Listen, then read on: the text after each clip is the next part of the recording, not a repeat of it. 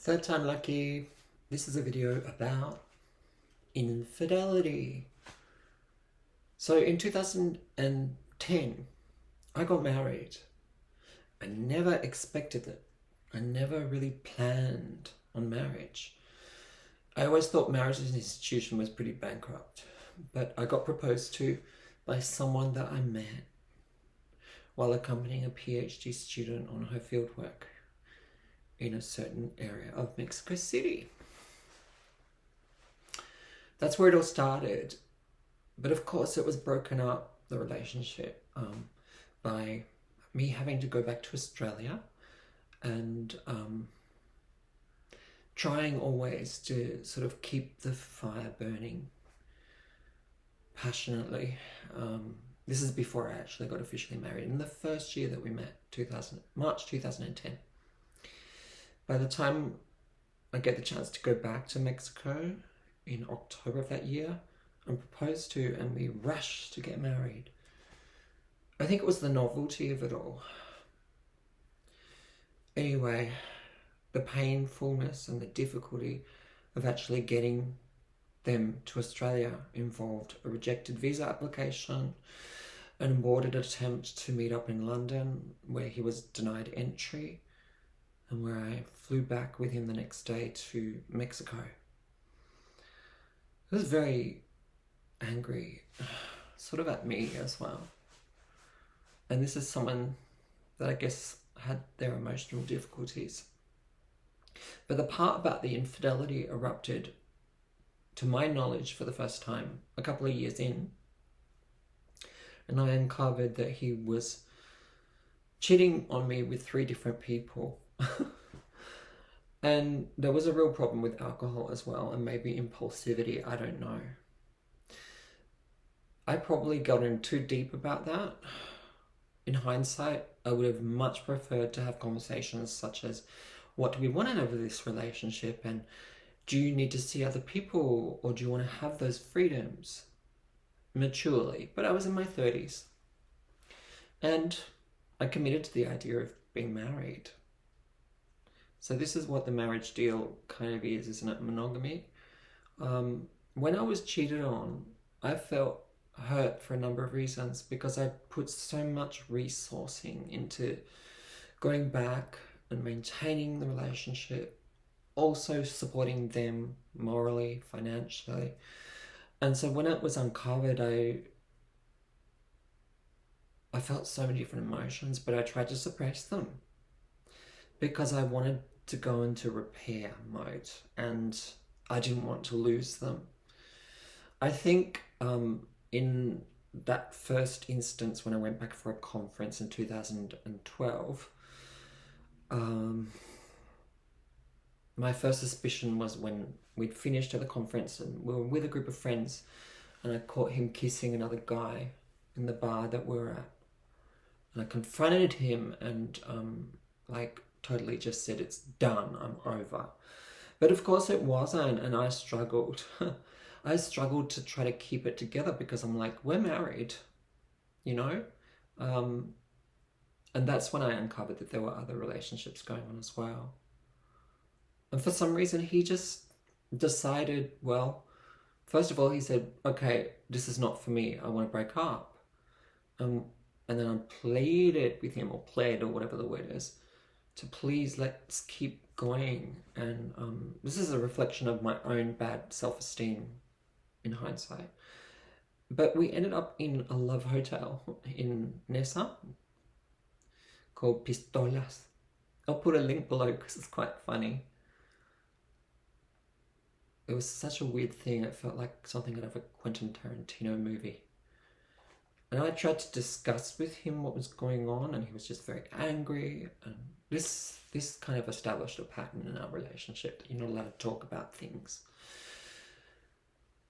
You know, further on, I forgave him and said, okay, well, you know, this happens because you're apart. And it's just a natural instinct to want to have that comfort, and also to feel confused about where you're at in your relationship. But I've never actually done this to anyone before myself. I've always just gone like, listen, This is where I'm at. How do you feel about if we're gonna have an open relationship or whatever, right? My first relationship was like that, and it was really healthy. But not in this instance. 2012, I went back there 2 more times, right? So maybe the dates are a bit skew but I was doing a speaking tour because I had a sexuality and migration project, and we hired a car. So we were still, you know, committed. We hired a car and we traveled in different cities, and I presented a little bit on moral geographies project. I was really research active, and so I kind of tried to kill 2 birds with 1 stone by going back to Mexico frequently, because my spouse couldn't actually come to Australia. And, you know, we did have sexual relations. I felt the need. Sex has always been about bonding with the other person, but not for them. Distant, weird after sex and stuff like that. Each to their own. Each to their own. This is not a judgment. A lot of us struggle with, I don't know, the whole bodily experience of sexual encounters, what they mean and so on.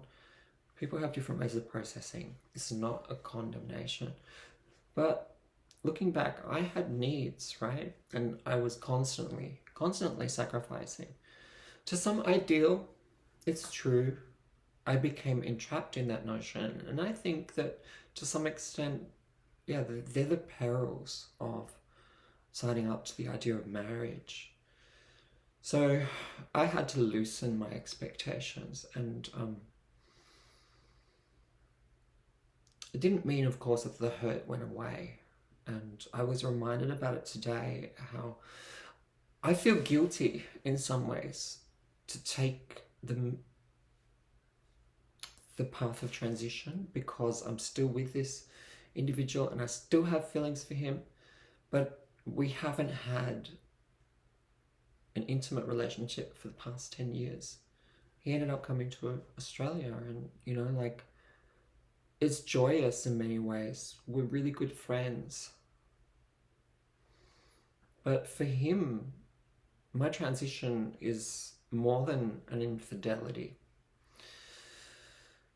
But we've never talked about the aspects of infidelity and how they affected me, and also, really speaking, when those sorts of things happen, is it because the other person doesn't see you, doesn't understand your needs, doesn't want to have conversations? So there's a whole bundle of issues there, and I'm getting quite deep and personal, but I'm just wondering about other people's experiences with infidelity. And going forward in whatever relationship, because, you know, he doesn't want to be with me now that I'm transitioned. And I also don't want to be with a man. Women can cheat as well. I'm not the cheating type though. I just stick to my baselines. If someone wants to talk to me about their needs, and if that includes an open relationship, I'm more than willing.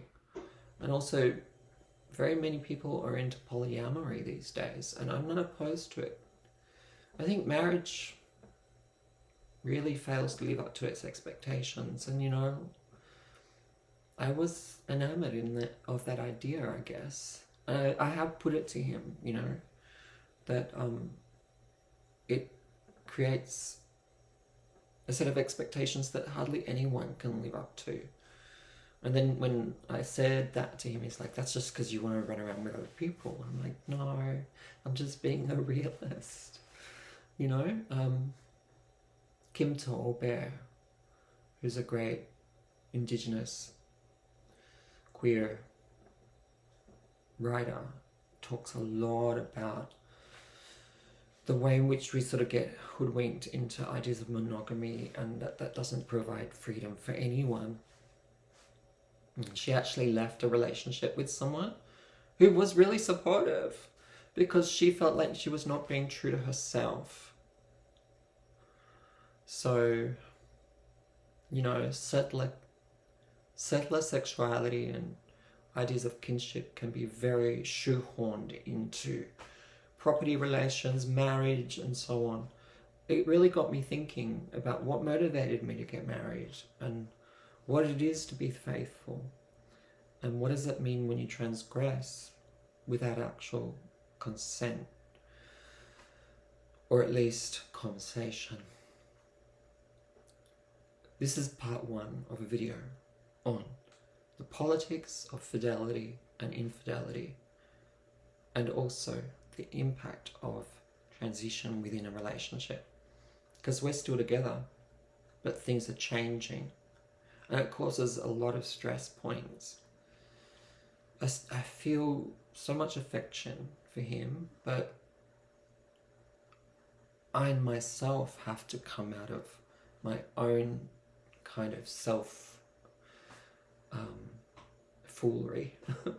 I'm thinking in Spanish, autoengaño, you know, like the little mental tricks that I've used to try to accommodate, like between fidelity and also being transparent in other ways. It's such a journey, and I don't have a quick answer to any of it. And this video will probably go down like a lead balloon, but I'm just wondering about your own experiences, including through transition, but even previous to transition, or if you haven't transitioned, you might not even be trans, with the question of fidelity and negotiating these things, and how you see monogamy, and how you see maybe possibilities of transcending that construct. There's a lot to think about. But anyway, thanks for watching.